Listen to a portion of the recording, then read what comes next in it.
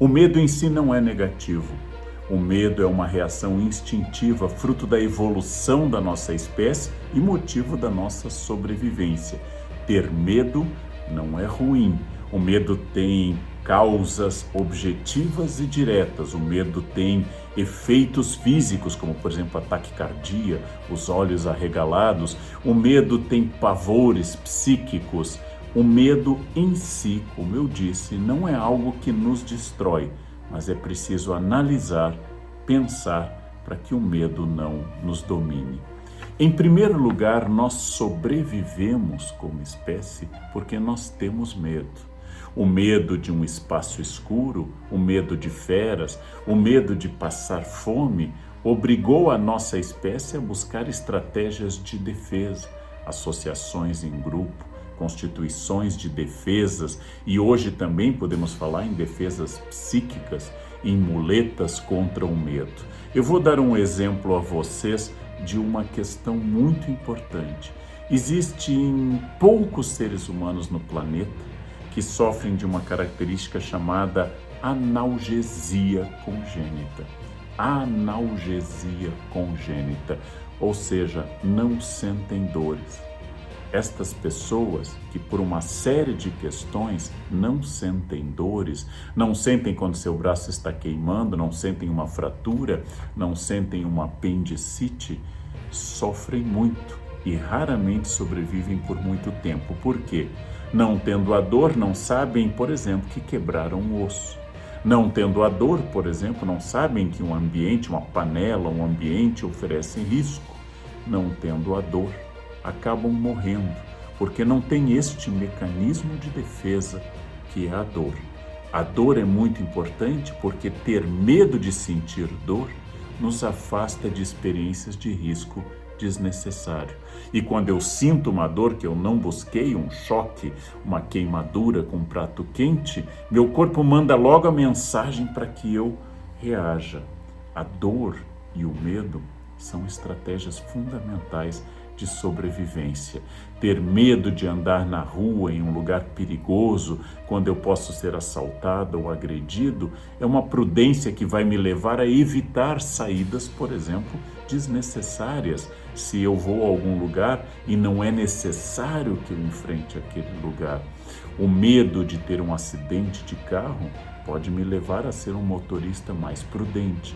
Até o medo de ter aquela ressaca pós-bebedeira pode ser uma ação educativa para que eu modere a ingestão de bebida alcoólica.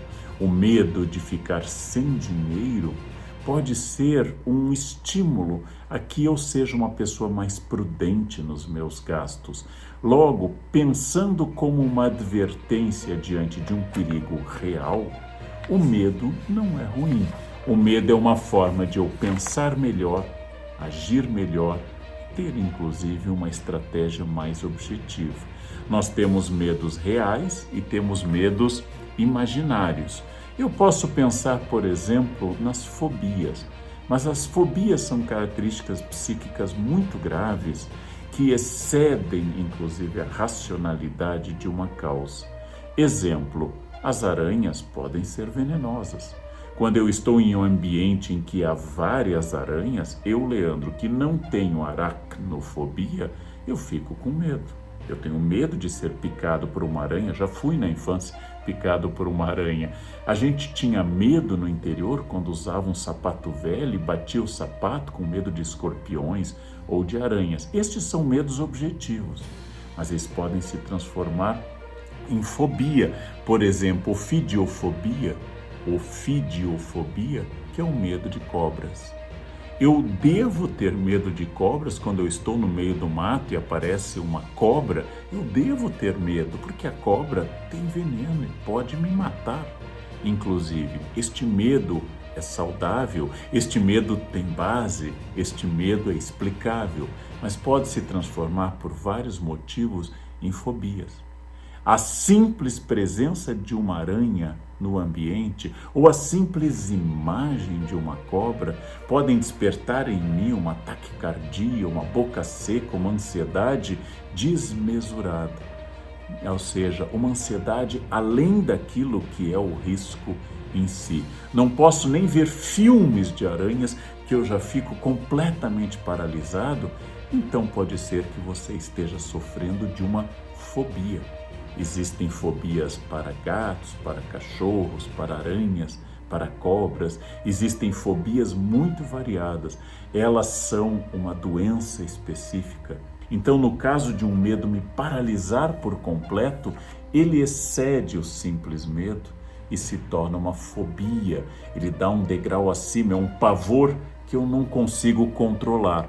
Logo, de medo positivo, balançar um pouco um sapato velho para ver se não há, por exemplo, uma aranha, um escorpião, por exemplo, evitar andar em um ambiente que possam existir cobras venenosas, sem colocar, por exemplo, uma bota que me defenda de uma picada nas pernas. Isto é prudência.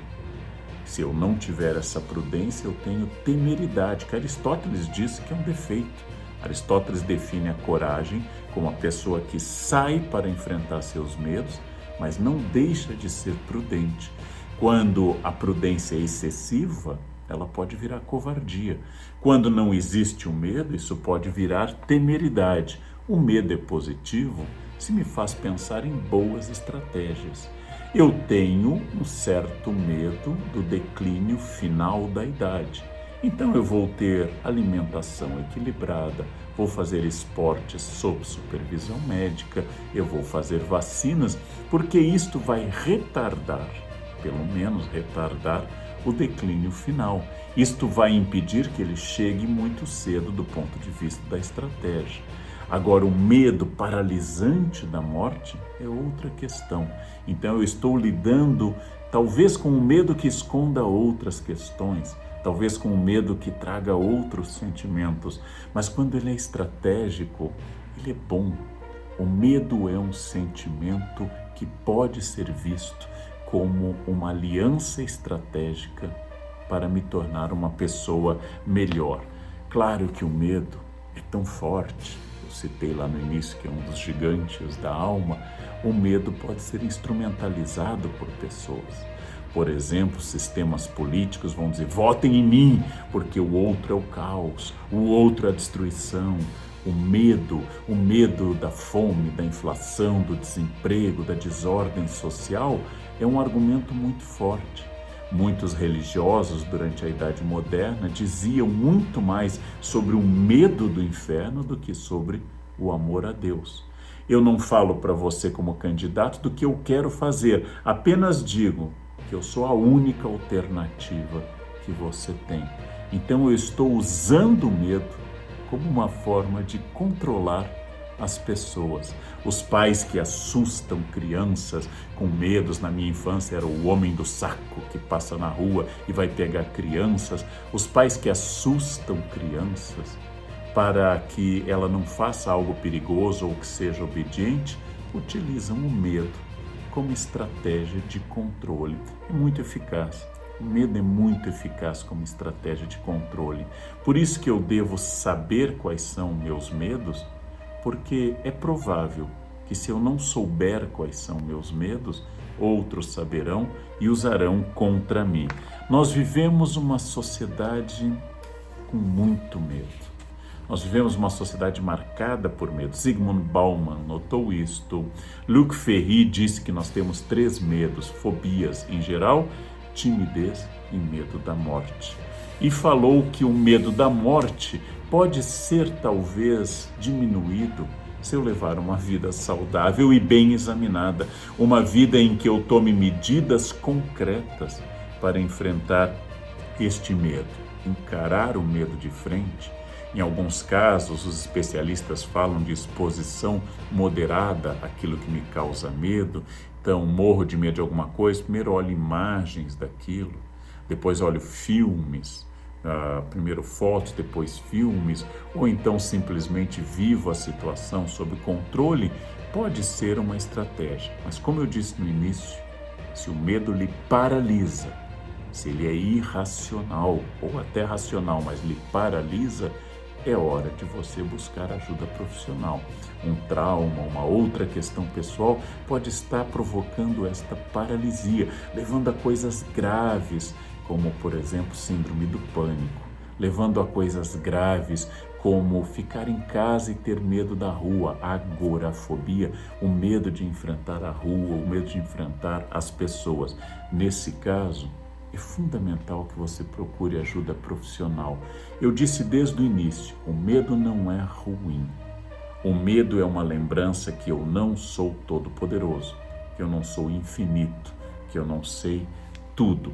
O medo pode ser usado como uma estratégia para eu não tomar medidas excessivamente ousadas, para que eu não perca a noção de perigo, para que eu não perca a noção de que eu não tenho todo o poder do mundo e nem tenho todo o tempo do mundo.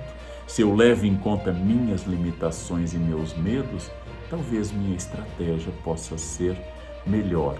Então, se ele não for uma fobia psíquica, se eu não estiver precisando de ajuda profissional, se ele for apenas uma recomendação, cuidado, há riscos na sua escolha, ele é bom. No campo financeiro, no campo afetivo, sexual, no campo da saúde, no campo do trabalho, em todos os campos, uma dose de medo, que venha junto com ela uma dose de prudência, que vai me levar a não apostar todas as fichas em uma jogada, a não arriscar demais por muito pouco, a levar em conta que as coisas podem dar errado ou a ter pelo menos um plano B, ele pode ser excelente. Talvez excesso de medo nos leve a uma paralisia de covarde e a falta de medo nos leve a uma existência kamikaze suicida. É preciso moderar o medo e, para isso, conhecê-lo. Para isso, aprender com ele. Por exemplo, Montaigne, filósofo do século XVI, que eu gosto muito, disse que filosofar é aprender a morrer. Todo o objetivo da filosofia é aprender a morrer. Você vai dizer, que coisa terrível, esse Montaigne devia ser depressivo. Não particularmente, tinha melancolia, mas não era uma pessoa tão negativa. Apenas ele disse, nós vamos morrer, é inevitável. Todos nós temos um destino e um encontro com a morte. Então, filosofar é parar de dar a este destino inevitável excesso de força. Filosofar é aprender a morrer. E como se aprende a morrer? Vivendo bem, um dia de cada vez, com foco no presente, sem excesso de angústia pelo passado, sem excesso de projeção sobre o futuro, com os medos ditando estratégias e sabendo que se o final é inevitável, o prazer está na viagem. Todos chegarão ao mesmo lugar, ao fim. Então a única alegria desta existência é a existência em si. E é por isto que filosofar também é aprender a morrer. Aprender sobre o meu final inevitável vai valorizar esse presente. Se um dia eu não terei mais as pessoas que eu gosto, quero estabelecer com elas uma ligação muito forte. Se um dia eu posso não ter mais saúde, eu quero aproveitar estes dias em que eu tenho saúde e mesmo quando ela declinar, eu quero que ela me dê o máximo daquilo que eu puder. Por isso que filosofar é também aprender a morrer. E nesse sentido de Montaigne, aprender a viver bem.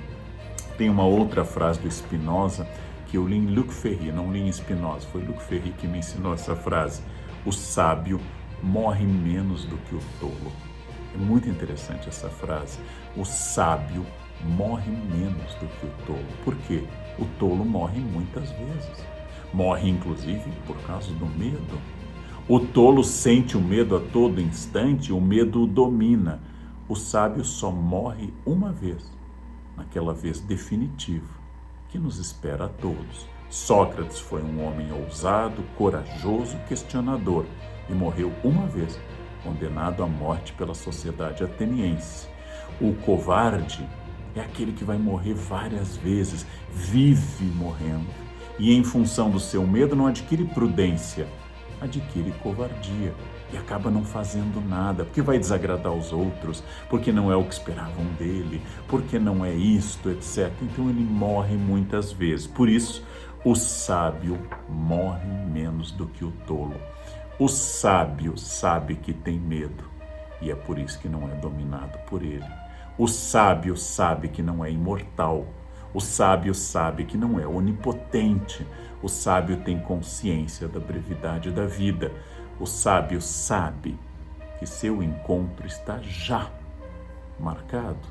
E por isso o que eu tenho que fazer é que até lá eu tenho muita coisa que eu posso aproveitar.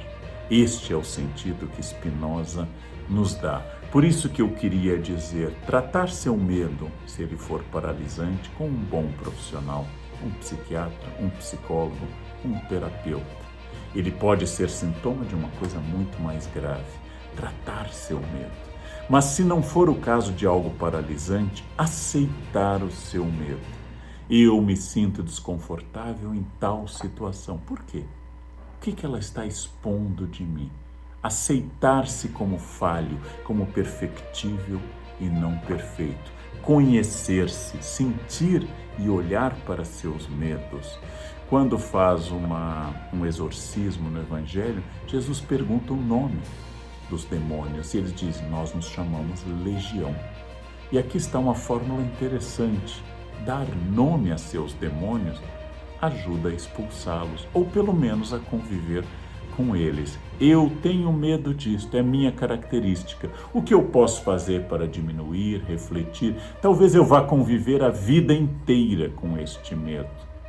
Talvez não.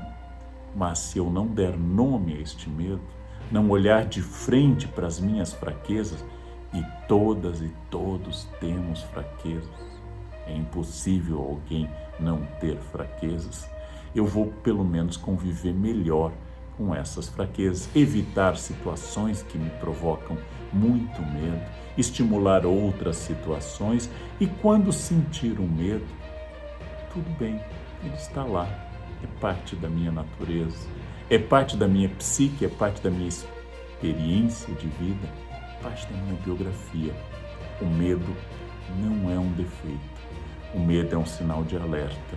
Então, olhem para aquilo que o medo está dizendo. Sim, eu tenho medo de animais venenosos, porque eu amo viver. E um animal venenoso pode interromper esta vida. É o meu amor à vida que me manda a mensagem. Aquele animal venenoso pode ser perigoso. Esse medo não me domina, ele convive comigo. Eu vou pensar na vida que eu quero preservar e não no medo de perdê-la. Há uma história que eu gosto muito da peste indo para uma grande cidade no Oriente Médio e um médico a encontra no caminho e a peste diz a ele, eu vou a Bagdá matar 100.000 pessoas.